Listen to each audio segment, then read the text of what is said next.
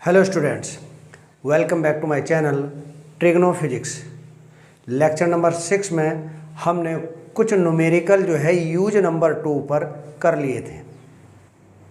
कुछ न्यूमेरिकल जो है आपको बोर्ड पर करा दिए थे, कुछ न्यूमेरिकल पीडीएफ फाइल में करा दिए थे। और आज जो है न्यूमेरिकल नंबर 10 है, यानी एग्जाम्पल नंबर 10। क्या लिखा हुआ है? Check the accuracy of the relation nu. यह है nu equal to 1/2L under root T upon M, where nu is the frequency, L is the length, T is the tension and M is the mass of unit length of the string. ये इसमें main step है। M is the mass. अगर M is the मास होता तो कोई problem नहीं थी। यहाँ लिखा है M is the mass of the unit length of the string. इसका अपना इंपॉर्टेंस है। देखिए जरा इसका सॉल्यूशन क्या है। Solution nu is equal to 1/2L under root T upon M। पहले हम जो है लेफ्ट हैंड साइड की डायमेंशन निकाल लेंगे, यानी फ्रीक्वेंसी की। तो यहाँ पर जो है फ्रीक्वेंसी न्यू की अगर आप डायमेंशन निकालते हैं तो वो होती है T की पावर -1। फ्रीक्वेंसी की डायमेंशन होती है। नेक्स्ट है, हम निकालते हैं डायमेंशन। पहले T की डायमेंशन पता कर लेते हैं, लिख देते हैं। T क्या है? टेंशन। टेंशन T, इसकी डायमेंशन होती है, फोर्स वाली डायमेंशन होती है जो F की होती है, और ये होगी mLT पावर -2। क्लियर है? नेक्स्ट है मास। यहाँ मेन स्टेप ये है, M is mass of unit length. Unit length, इसका मतलब ये हुआ कि जब आप मास की डायमेंशन निकालेंगे तो आप लेंथ की डायमेंशन से डिवाइड करेंगे, यानी M, या डायरेक्ट कर देता हूँ, capital M divided by capital L। अगर यहाँ पर ये लिख देता M is the mass of unit temperature, तो टेम्परेचर से डिवाइड किया जाता। यहाँ किससे डिवाइड किया जा रहा? लेंथ से, तो लेंथ से करेंगे। तो ये हो गया आपका mL की पावर -1। लेफ्ट साइड की तो आपने डायमेंशन निकाल ली, T की पावर -1 आ गई। अब हम राइट की निकालते हैं। तो देखिए 1/2L under root T upon M, इसका डायमेंशनल फॉर्मूला निकाल रहे हैं यहाँ पर। ये हो गया है, क्या बनेगा? 1/, ये L हो गया है इसका, स्मॉल l का डायमेंशनल फॉर्मूला। T का हो गया आपका अंडर रूट, T का क्या बनेगा? डायरेक्ट कर देता हूँ। चलिए T का है, आपने लिख लिया है mLT -2 डिवाइडेड बाई M का हो गया है mL की पावर -1, और यहाँ लिख दिया सिंस 1/2 इज डायमेंशनलेस। अब इसको सिंप्लीफाई करते हैं। देखिए 1/L, M से M कैंसिल आउट हुआ, यहाँ क्या बचेगा? L है, ये L ऊपर चला गया, बन गया L² T की पावर -2, स्क्वायर रूट के अंदर है। इसको सिंप्लीफाई करेंगे तो ये सोल्व करके आएगा 1/L आ गया ये, और ये होगा बाहर एक पावर कम आ जाएगी, L T की पावर -1। L से L कैंसिल आउट हो जाएगा, इसको सोल्व करोगे तो T की पावर -1 आ गया। अब आप ज़रा ध्यान से देखना, जो फ्रीक्वेंसी न्यू थी इसकी डायमेंशन भी T की पावर -1 है, और जो आपकी राइट हैंड साइड है इसकी भी डायमेंशन सेम है। तो यहाँ लिख सकते हैं since the dimensions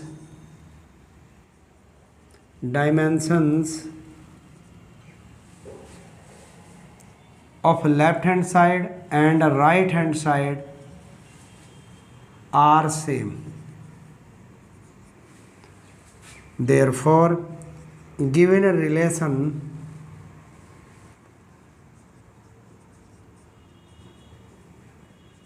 is correct। ठीक है, चलिए एग्जाम्पल नंबर 11 करते हैं। 11th एग्जाम्पल है check the correctness of the relation V. वहाँ पर न्यू था, ये वी है, दोनों में डिफरेंस है, थोड़ा बनाने का तरीका एक जैसा है। Is equal to √E/ρ where V the speed of the sound in a medium. किसी भी मीडियम में वी क्या है, स्पीड है। Of the elasticity E energy नहीं है, एलास्टिसिटी है। And density rho. तो सीधी सी बात है, ई क्या है, एलास्टिसिटी है, और रो क्या है, डेंसिटी है, और वी क्या है, स्पीड है। सॉल्यूशन देखिए कैसे करते हैं। v is equal to E/ρ। सबसे पहले मैं इनके डायमेंशंस आपको फाइंड आउट करवा देता हूँ। v के तो हम जानते हैं, रो के भी जानते हैं, e की निकलवा देता हूँ। ठीक है, पहले हम निकाल लेते हैं डायमेंशन किसकी, e की। देखिए एलास्टिसिटी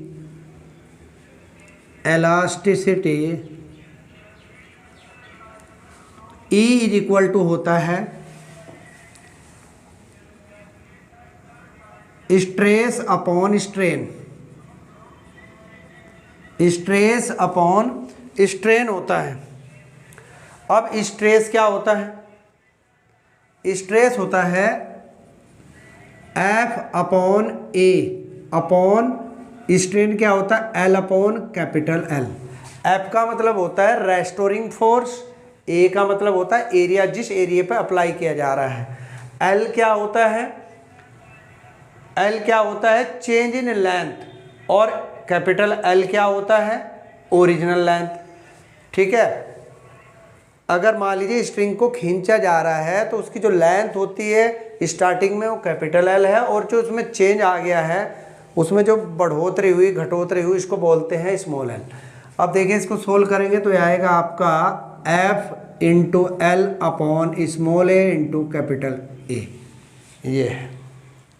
अब इसको सिंप्लीफाई करें, अगर हम इसके डायमेंशंस निकालते हैं, इसकी कैपिटल E के डायमेंशन, तो ये होगी F की डायमेंशन, L की dimension divided by small l की डायमेंशन, और भैया आपकी ये होगी E की। F क्या है, रेस्टोरिंग फोर्स MLT-2, L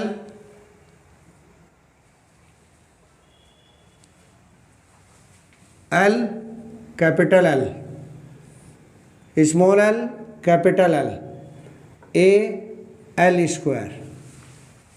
ठीक है, इसको अगर हम सिंप्लीफाई करेंगे, एक L तो आपका ये रहा, एक L ये रहा, L² हो गया, और L² ये दोनों कैंसिल आउट हो गए। तो अगर आप इसको सिंप्लीफाई करें तो क्या आएगा, यहाँ पर ये आ जाएगा ML⁻⁻1 T⁻⁻2।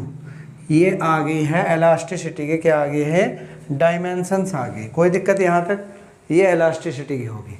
बाकी डायमेंशन हम जानते ही हैं। तो यहाँ पर लेफ्ट हैंड साइड की डायमेंशन निकाल रहे हैं। लेफ्ट हैंड साइड यानी वेलोसिटी v की डायमेंशन आप जानते हो क्या होती है, L⁻⁻1।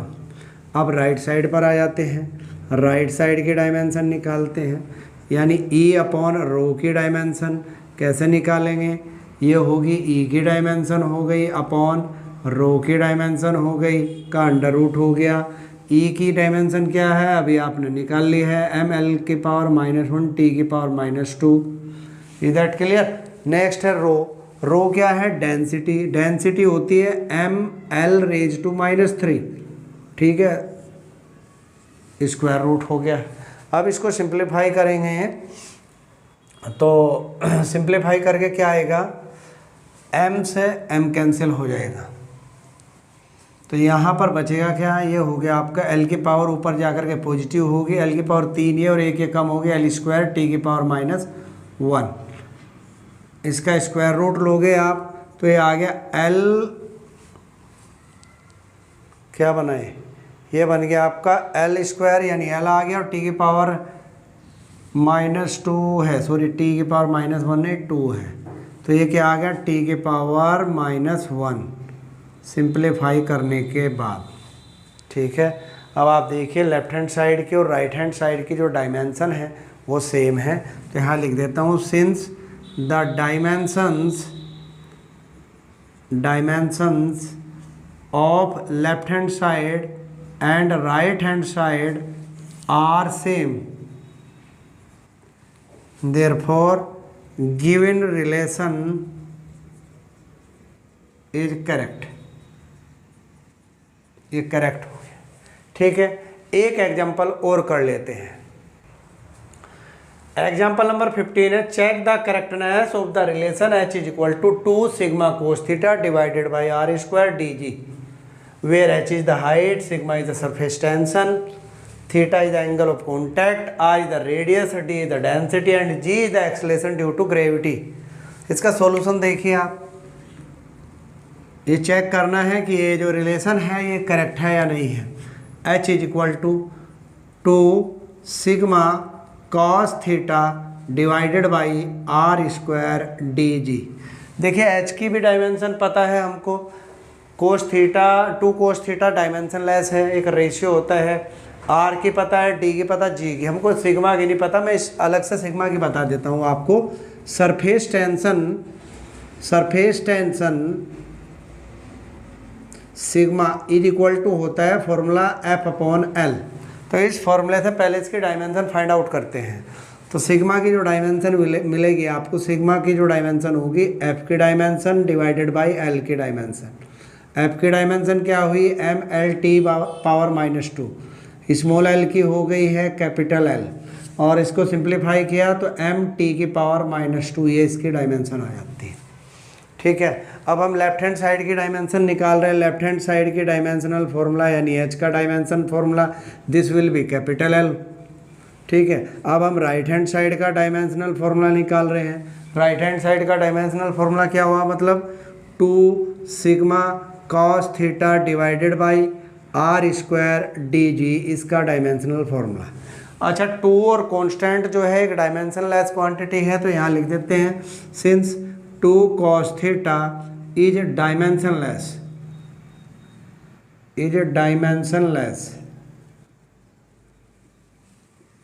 अब जब ये डायमेंशन लेस हो गया तो हम किसकी डायमेंशन लिखेंगे, सिग्मा के लिखेंगे, और नीचे डिनोमिनेटर में किसके लिखेंगे, आर स्क्वायर की डायमेंशन, डी के डायमेंशन, जी के डायमेंशन। इनके डायमेंशन, ये जो है डायमेंशन जो है आर स्क्वायर के, डी के, जी के, इनके डायमेंशन है। चलिए अब जो है ये एग्जाम्पल नंबर आपका जो है कौन सा एग्जाम्पल था, ये आपका शायद 11th हो गया था, अब ये 12th होगा शायद, इसको 12th लिख देता हूँ मैं। अच्छा, सिग्मा की जो डायमेंशन है वो अभी अभी आपने फाइंड आउट कर ली है, एम टी के पावर -2। ठीक है, आर स्क्वायर की क्या हुई, यानी एल का स्क्वायर हो गया। सेम डी डेंसिटी है, पीछे भी यूज की, पीछे रो डेंसिटी थी, यहाँ डी है, दोनों ही डेंसिटी के रिप्रेजेंटेशन है, रो भी और डी भी। तो यहाँ एम एल की पावर -3 हो गया। नेक्स्ट है जी जो होता है एक्सेलरेशन होता है ड्यू टू ग्रेविटी, वही होगा जो पीछे एक्सेलरेशन पड़ा है, एल टी की पावर -2। इसको अब आप सिंप्लीफाई कर लीजिए, देखते क्या आता है। देखिए क्या आ गया आपका, ये आ गया आपका, देखिए m से m कैंसिल आउट हुआ, यानी m की पावर 0 हुई। l की पावर ध्यान से देखें, l की पावर 1 ये रही और 2 ये रही, तो l की पावर 3 हो गई, और 3 ये रही तो ये कैंसिल आउट हो गई, ये भी l की पावर भी 0 हो गई। ठीक है, अब t की पावर -2 नीचे है, t की पावर -2 ऊपर है, ये भी कैंसिल आउट, यानी t की पावर भी 0 हो गई। तो इसका मतलब ये हुआ कि राइट हैंड साइड में आपको डायमेंशन लेस क्वांटिटी मिल रही है। तो आप यहाँ लिख सकते हो डायमेंशन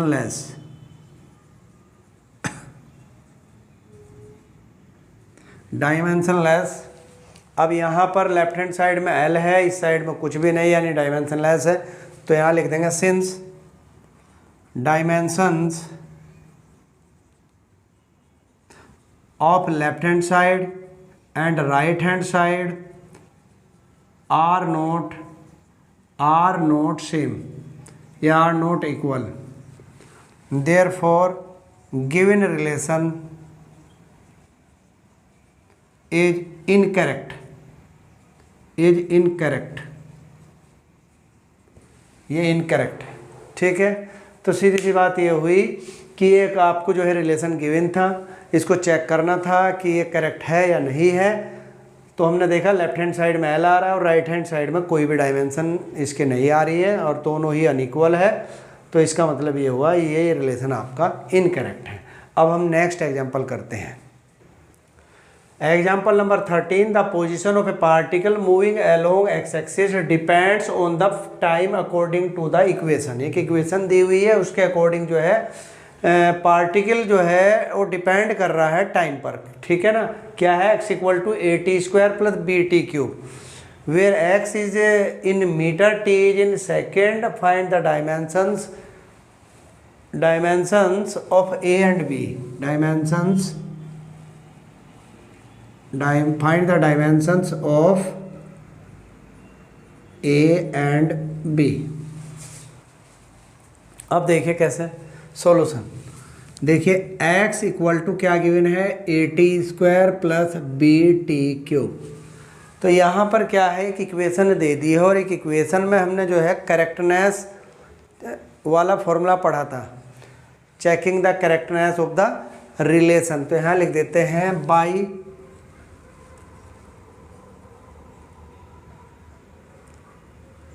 checking the correctness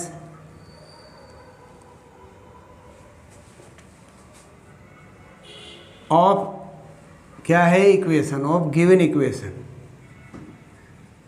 क्या बोलते हैं इक्वेशन कि इसमें जितनी भी टर्म्स हैं उन सबके डायमेंशंस क्या होनी चाहिए, इक्वल होनी चाहिए, सेम होनी चाहिए। तो हम उसी के कोरस्पॉन्डिंग ये लिख देते हैं कि x की जो डायमेंशन है वो AT² के इक्वल होगी और BT³ के भी इक्वल होगी। जितनी भी टर्म्स होती हैं सभी के डायमेंशंस क्या होती हैं, इक्वल होती हैं। तो अब हम इसको थोड़ा सिंप्लीफाई कर लेते हैं। x की जो डायमेंशन होती है, एक डिस्टेंस है L होगी, A की कोई डायमेंशन नहीं है, ये निकालना है, T² की होगी आपकी T⁻², ठीक है।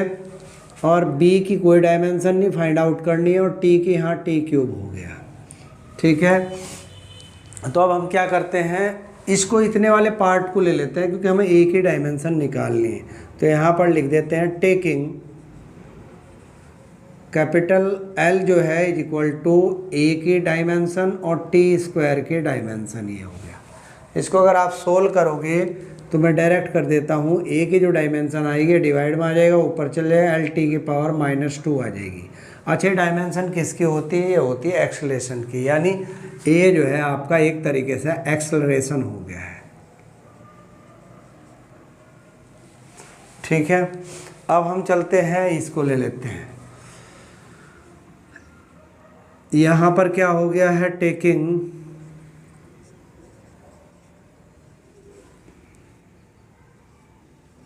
L is equal to BT³,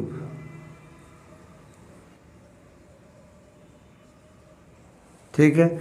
इसको अगर आप सोल्व करोगे तो B की जो डायमेंशन आएगी वो आएगी आपकी LT⁻⁻3, ठीक है, ये हो गया।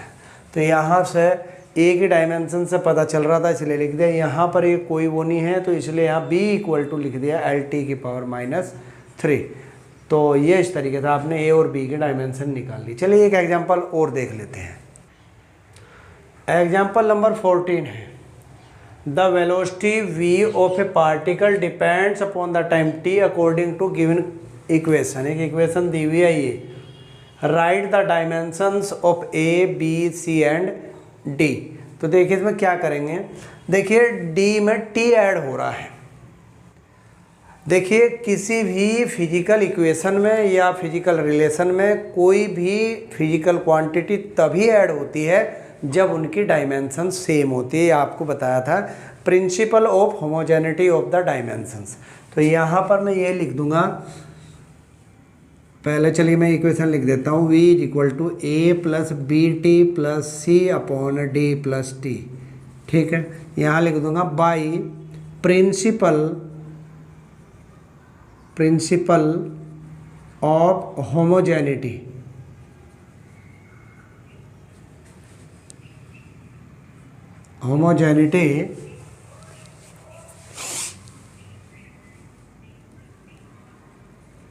ऑफ डायमेंशंस क्या है, d की जो डायमेंशन होगी वही डायमेंशन t की होगी, क्योंकि d में t ऐड हो रहा है। तो d की जो डायमेंशन मिल गई आपको वो क्या मिल गई, t मिल गई। ठीक है, अब पूरी इक्वेशन में हम करेक्टनेस यूज कर सकते हैं, by the correctness of the physical equation. यहाँ लिख सकते हैं by the correctness of the physical equation.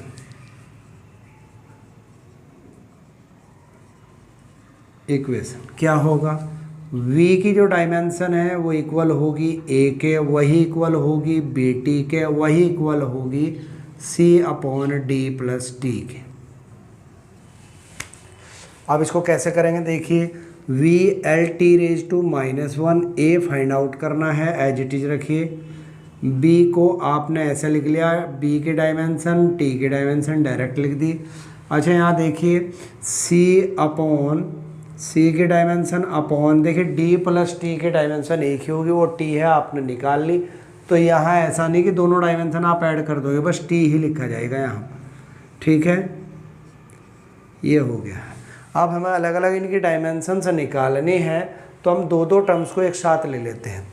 Taking LT⁻⁻1 is equal to a, तो a की जो डायमेंशन है वो आपको मिल चुकी है, डायरेक्ट हो गया है। टेकिंग ये ले लेते हैं LT⁻⁻1 is equal to b की जो डायमेंशन है t की डायमेंशन है, इसको अगर आप सिंप्लीफाई करेंगे तो b की जो डायमेंशन आएगी वो आएगी LT⁻²। अच्छा यहाँ से ये भी क्लियर हो रहा है कि a क्या है, आपका जो है वेलोसिटी क्लियर हो रहा है, b क्या है यहाँ पर आपका एक्सेलरेशन क्लियर हो रहा है, क्योंकि ये एक्सेलरेशन की डायमेंशन है और वो वेलोसिटी की।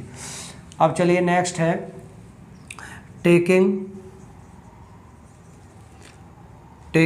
LT⁻⁻1 is equal to c की डायमेंशन अपॉन t की डायमेंशन। इसको अगर आप सोल्व करोगे तो क्रॉस मल्टीप्लाई हो करके जो c की डायमेंशन आएगी वो क्या आएगी, t से t कैंसिल आउट हो जाएगा तो l आ जाएगा, यानी c जो है ये लेंथ की डायमेंशन के इक्वल है। तो ये आपकी c की भी आ गई है, d आप ऑलरेडी फाइंड आउट कर चुके हैं, यानी d जो है टाइम है, c आपका जो है कोई लेंथ है, b एक्सेलरेशन है और स्मॉल a जो है आपका क्या है, वेलोसिटी है।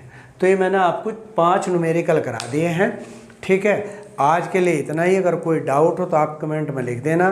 प्लीज़ मेरे चैनल को जो है आप लाइक करिए, सपोर्ट करिए, सब्सक्राइब करिए। Thank you.